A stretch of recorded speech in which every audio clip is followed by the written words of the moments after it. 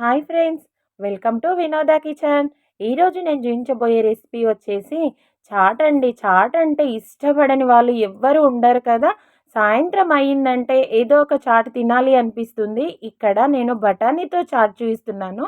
ఒక బౌల్ తీసుకొని ఇందులో 2 కప్పుల బఠానీ పోసుకొని బఠానీ మునిగేంత వరకు వాటర్ పోసి క్యాప్ పెట్టేసుకొని దీన్ని ఒక 8 అవర్స్ నానబెట్టుకుంటే సరిపోతుందండి. 8 అవర్స్ తర్వాత మనకు మొత్తము నానిపోతాయి అన్నట్టు.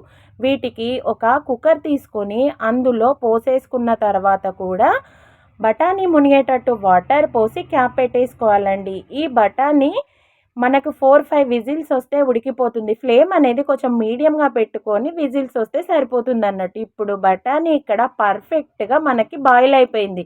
చూడండి, ఇలా మనం అంటే మెత్తగా అయిపోవాలి. అప్పుడు ఇక్కడ సగం బఠానీని మిక్సీ జార్‌లో తీసుకొని మిక్సీ చేసుకోవాలి. మిగతాది పక్కన వాటర్‌తో సహా అలాగే ఉంచేసుకోవాలండి. ఇక్కడ కొద్దిగా చింతపండు తీసుకొని వాటర్ పోసేసి మనం ఒక 3, 4 మినిట్స్ నానబెట్టుకుంటే సరిపోతుందండి. వాటర్ పోసి దీన్ని పక్కన పెట్టేసుకొని వేరొక ప్యాన్ పెట్టుకొని అందులో 2 టేబుల్ స్పూన్ల ఆయిల్ వేసి 1 కప్ సన్నగా తరిగిన ఆనియన్స్, 1 కప్ క్యారెట్, 1 కప్ టమాటాలు వేసి వీటిని ఫ్రై చేయాలండి. ఇవి కొద్దిగా ఫ్రై అయిపోతూనే ఉంటాయి. చూడండి, ఇలా కొద్దిగా ఇవి ఫ్రై అయ్యే ముందే నేను ఇక్కడ 2 బంగాళాదుంపలు తీసుకున్నానండి. ఇవి ముందే బాయిల్ చేసినవి. వీటిని మొత్తం ఇలా స్మాష్ చేసి వేసేసుకోవాలి. ఇలా మెత్తగా అనేసి వేసుకొని టోటల్‌గా కలుపుకోవాలి. ఇది ఎక్కడన్నా మనకు అలాగే ఉంటే గరిటెతో ఇలా అంటే సరిపోతుందన్నట్టు.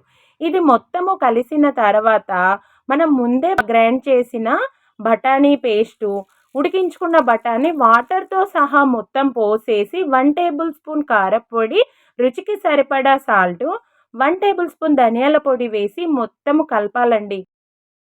ఇక్కడ కలిపిన తర్వాత ఈ బఠానీ చాటులో మనము ఒక హాఫ్ లీటర్ అన్ని వాటర్ అలా పోసేసుకొని దీన్ని మొత్తం ఇట్లా ఉడికించుకోవాలండి. ఒక 15, 18 మినిట్స్ వరకు మనకి ఉడుకుతేనే బఠానీ అనేది మొత్తము కారము అదంతా పట్టేసి చాలా టేస్టీగా ఉంటుందన్నట్టు. చూడండి, ఇక్కడ లాస్ట్‌లో దింపే ముందు పావు టీ స్పూను చాట్ మసాలా వేయాలి.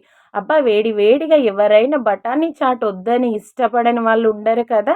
ఒక్కసారి మీరు కూడా ఈ ఈజీ మెథడ్‌లో ట్రై చేసి ఎలా ఉందో కామెంట్స్‌లో చెప్పండి.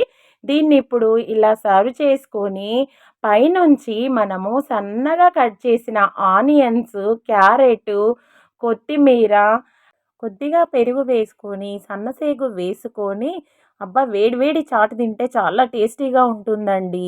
ఫస్ట్ టైం వాచ్ చేసే వాళ్ళైతే సబ్స్క్రైబ్ చేయండి. నోటిఫికేషన్ రూపంలో మరిన్ని కొత్త వీడియోలు చూస్తారు.